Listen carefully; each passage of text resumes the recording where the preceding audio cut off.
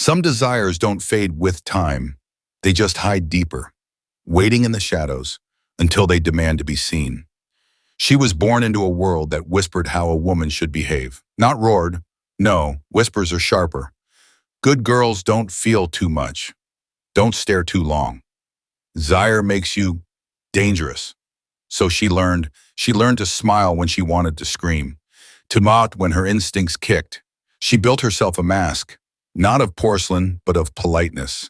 Every curve of her lips a rehearsed performance for an audience called society. But masks, they don't erase the face beneath. They only press it further in. At night, when the world fell silent, the dreams would come. Dreams soaked in symbolism. A locked room with no key, a mirror reflecting a stranger who felt more real than herself, a river she longed to dive into, but her feet were cemented by guilt. Her id, raw, instinctual, craving, would roar beneath her ribs. But then came the superego, draped in moral robes, chastising, shaming, silencing.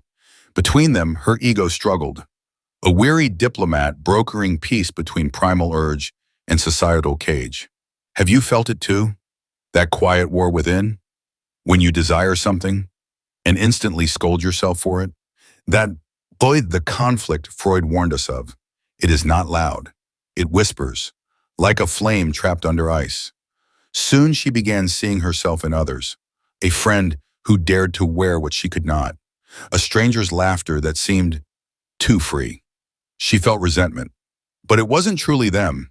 It was her own repressed desires projected onto the world like a cinematic screen.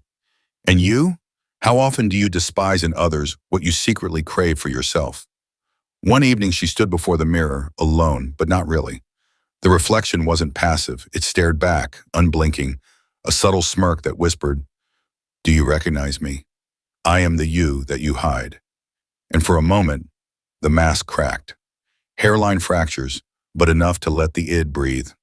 A shiver, a forbidden thrill. But guilt poured over it like cold water, freezing her back into place. In a crowded room, her eyes met his. Not a lover, but a symbol, a man who ignited what she had buried. No words were exchanged, but the glance was loud.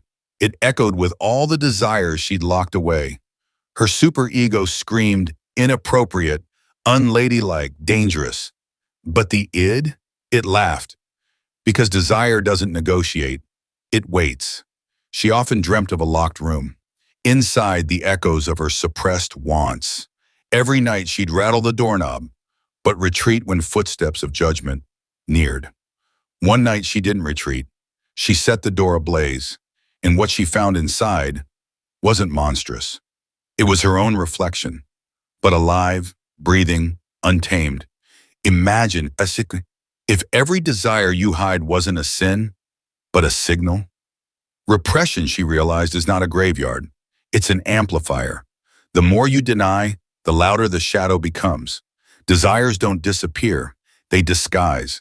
You wear them in sarcasm, in nervous laughter, in restless nights where sleep feels like punishment. But what if you chose honesty over obedience? Not indulgence, not recklessness, but acknowledgement.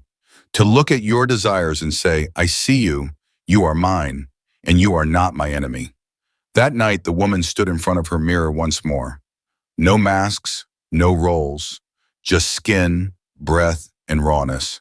She smiled, not a smile of performance, but of recognition. The woman who embraces her forbidden desires isn't immoral. She's finally honest.